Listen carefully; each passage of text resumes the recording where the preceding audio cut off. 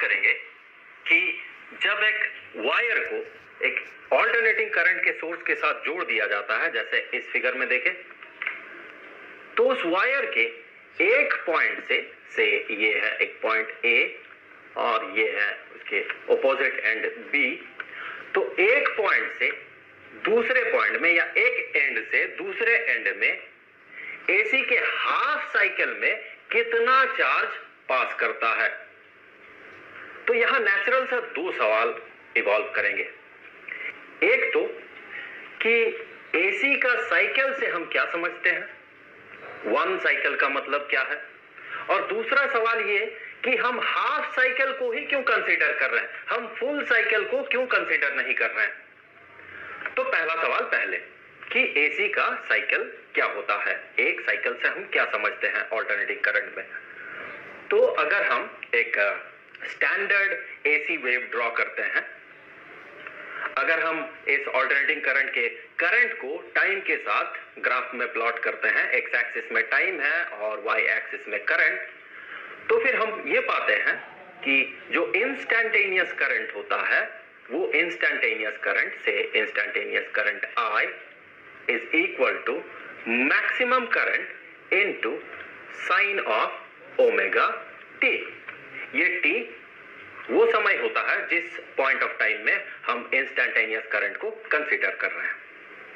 यहां पर ओमेगा होता है इस वेव का, इस साइन वेव का एंगुलर वेलोसिटी।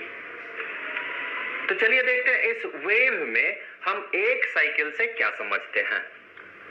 तो यहां पर देखें, इस एसी में इस पॉइंट ऑफ टाइम में करंट जीरो है, फिर कुछ देर बाद टाइम यहां, तो करंट कुछ इतना पहुंचा, ये है करंट का मैग्नीट्यूड, और जब टाइम ये, तो करंट कुछ इतना हुआ।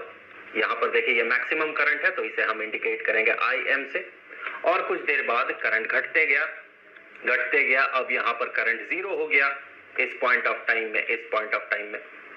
फिर करंट का फ्लो अपोजिट डायरेक्शन में होने लगा और करंट का मैग्नीट्यूड बढ़ने लगा, और बढ़ते बढ़ते अपोजिट डायरेक्शन में अब करंट मैक्सिमम हुआ। तो यहां भी हम इसे IM से ही इंडिकेट कर सकते हैं, सिर्फ उसका डायरेक्शन अपोजिट है करंट का, यहां नेगेटिव साइन देने का कोई मतलब नहीं बनता है। तो फिर अब करंट फिर घटने लगेगा, घटते हुए अब ये फिर जीरो हो गया इस पॉइंट ऑफ टाइम में। अब यहां से देखें, ये प्रीवियस साइकिल को, इस साइकिल को अब ये रिपीट करेगा।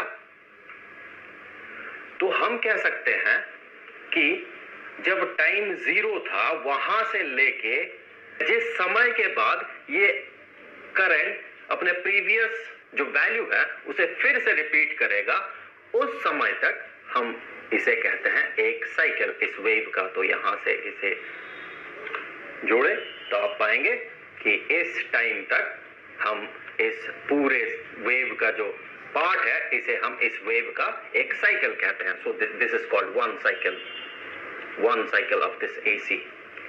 और जिस समय ये अपना एक साइकिल पूरा करता है, उस समय को, जीरो से लेके उस समय को हम कहते हैं इसका टाइम पीरियड, इसे हम इंडिकेट करते हैं टी से, कैपिटल लेटर टी से।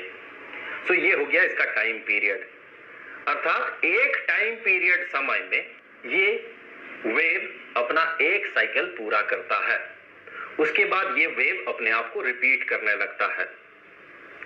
तो यहां पर मैं आपको बता दूं कि ये था मैक्सिमम करंट IM, इसे अगर आप जोड़े तो यहां पर ये जो पॉइंट होगा ये होगा IM मैक्सिमम करंट, और यहां पर ये जो टाइम पीरियड होता है, इस टाइम पीरियड के साथ इस वेव का एंगुलर वेलोसिटी का एक स्पेशल रिलेशन होता है।